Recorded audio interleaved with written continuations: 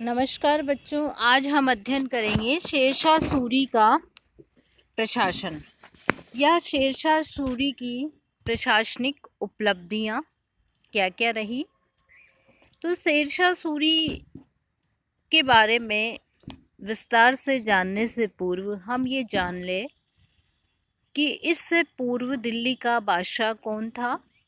हमने देखा दिल्ली सल्तनत का अध्ययन किया, उसमें हमने देखा अफगान शासक इब्राहिम लोदी को परास्त करके चगताई तुर्क बाबर ने मुगल वंश की स्थापना की। बाबर के पश्चात हुमायूं ने मुगल साम्राज्य को संभाला, लेकिन मुगल सम्राट हुमायूं को चौसा और बिलग्राम के युद्धों में परास्त किया एक अफगान ने, और ये वही अफगान था जिसने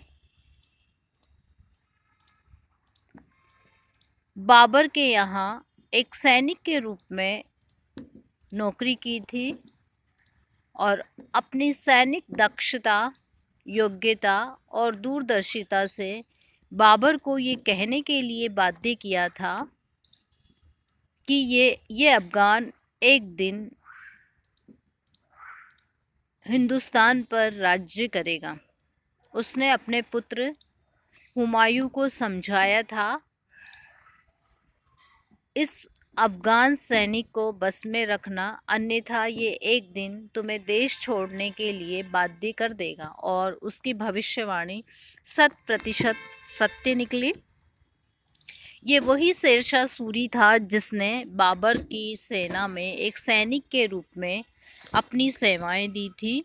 तो बच्चों, आज के वीडियो में हम देखेंगे इसकी पुलिस व्यवस्था, डाक व्यवस्था, गुप्तचर व्यवस्था। इससे पूर्व के वीडियो में हमने देखा केंद्रीय प्रशासन किस प्रकार था, प्रशासन की प्रमुख विशेषताएं क्या थी। उसका प्रशासन समानता पर अवलंबित था, जिसमें शक्तियों का केंद्रीकरण होता था। जन कल्याण की भावनाएं प्रमुख होती थी। योग्यता को महत्व दिया जाता था। न्याय में प्रमुख विश्वास होता था। प्रशासन की कड़ी निगरानी रखी जाती थी। अपराधियों पर नियंत्रण रखा जाता था। राज्य की आर्थिक समृद्धि पर विशेष ध्यान दिया जाता था। और बच्चों, हम एक जानकारी आपको और दे दें, जितना भी हम शेरशाह से संबंधित सामग्री का अध्ययन कर रहे हैं, इसकी जानकारी हमें मिलती है तत्कालीन फारसी स्रोत तारीख़ शेरशाही से, जो फारसी इतिहासकार अब्बास खां शेरवानी ने लिखा था। तो बच्चों, हमने केंद्रीय शासन के अंतर्गत देखा कि सम्राट किस तरह से शक्तिशाली था। सर्वोच्च न्यायाधीश सेनापति होता था। समस्त शक्तियां उसके अधीन होती थी। केंद्रीय विभाग सम्राट की सहायता के लिए नियुक्त था। शेरशाह अपने शासनकाल में कार्यों में सलाह और सहायता के लिए कुछ मंत्री नियुक्त कर रखे थे, लेकिन वो स्वतंत्र रूप से नीतियां निर्धारित नहीं कर सकते थे। उनका मुख्य काम क्या था? शेरशाह की आज्ञाओं का पालन करना। स्वयं शेरशाह सलाह मानने के लिए बाध्य नहीं था। तो जो वित्त और राजस्व विभाग संभालता था उसे वजीर कहा जाता था, और इसके अंडर में दीवान ए वजारत विभाग होता था। जो सेना संबंधित कार्यों की देखरेख करता था उसे आरिजे मुमालिक कहा जाता था। विदेशी मामलों का विभाग दीवान ए रसालात के पास था। शाही घोषणाओं को लिखना और प्रसारित करने का कार्य दीवान ए इंशा करता था। न्याय संबंधित कार्य दीवान ए कजा के पास थे, और गुप्तचर विभाग किस तरह से कार्य कर रहा है इसकी जानकारी दीवान ए बरीद के माध्यम से दी जाती थी। केंद्रीय शासन प्रांतों में विभक्त था। प्रांतों को सरकार कहा जाता था।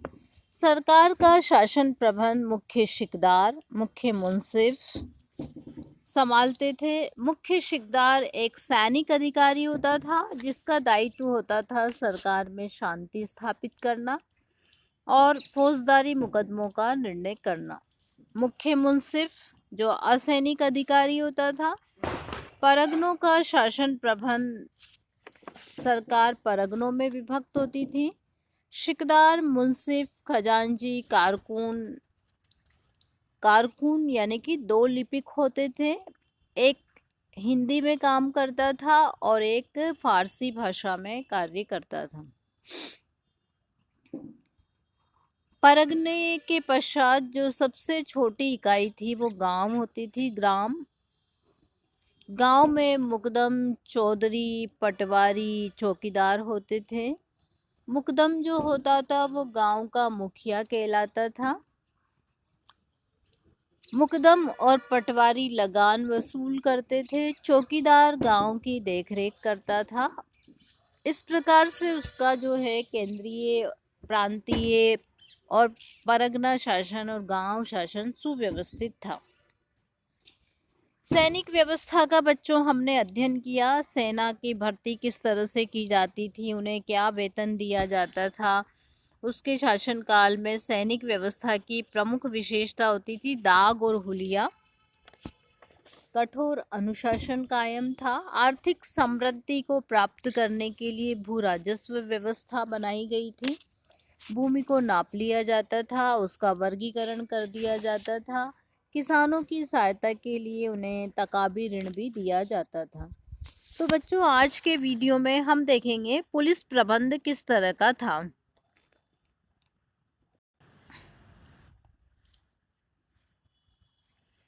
शेरशाह का पुलिस प्रबंध।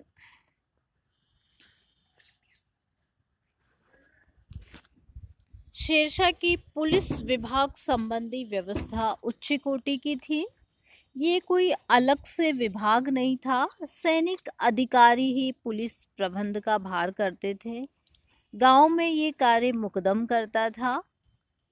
परगने में शिकदार के बारे में हमने अध्ययन किया। ये सैनिक अधिकारी होता था और सरकार में मुख्य शिकदार इस कार्य का निर्वहन करते थे। ये अधिकारी, इनके प्रमुख दायित्व थे चोरों, डाकुओं, बदमाशों पर कड़ी निगरानी रखते थे और अपराधियों को कठोर दंड देते थे। अब हम देखते हैं बच्चों, जहाँ तक गांव का संबंध था, शेरशाह ने स्थानीय उत्तरदायित्व के सिद्धांत को अपनाया, अर्थात गांव में होने वाले अपराधों की जिम्मेदारी वहां के मुखियाओं पर डाल दी। वो इस बात को भली भांति जानता था कि गांव में चोरी, डकैती और हत्या आदि के अपराध गांव के मुखियाओं की जानकारी के बिना नहीं हो सकते। अतः गांव में शांति, सुरक्षा, व्यवस्था बनाए रखने की जिम्मेदारी गांव के मुखिया पर डाल दी। यदि चोरी, डकैती और हत्या हो जाने की अवस्था में गांव का मुखिया अपराधी को ढूंढकर न्यायालय में उपस्थित करने में असमर्थ रहता था, तो अपराधी द्वारा किए गए अपराध की सजा संबंधित गांव के मुखिया को भोगनी पड़ती थी।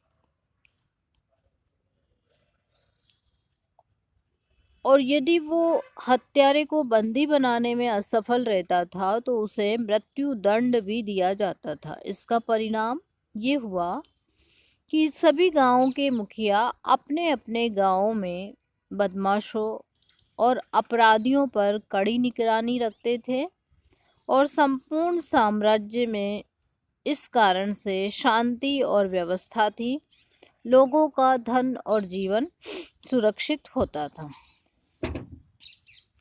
तारीख़ शेरशाही में अब्बास खां शेरवानी लिखते हैं कि शेरशाह के शासनकाल में राहगीर अपने सामान की निगरानी करने की चिंता से मुक्त होते थे। रेगिस्तान में उन्हें किसी भी प्रकार का भय नहीं था।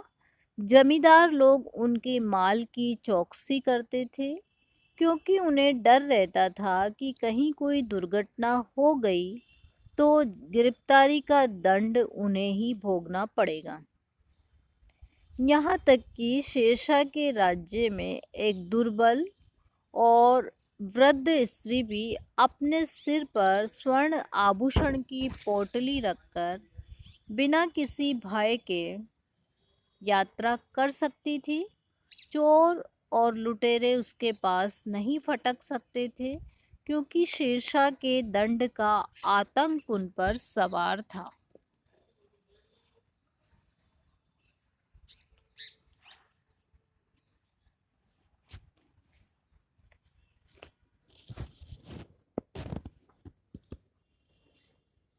तो बच्चों, आज हमने देखा पुलिस प्रबंध में किस तरह पुलिस व्यवस्था उसके द्वारा की गई थी और इतनी सुव्यवस्थित पुलिस प्रबंध व्यवस्था थी कि अधिकारियों को पूरी जिम्मेदारी दी गई थी कि यदि वो अपराधियों को पकड़ने में असमर्थ रहते तो उतना ही दंड उन्हें दिया जाता था।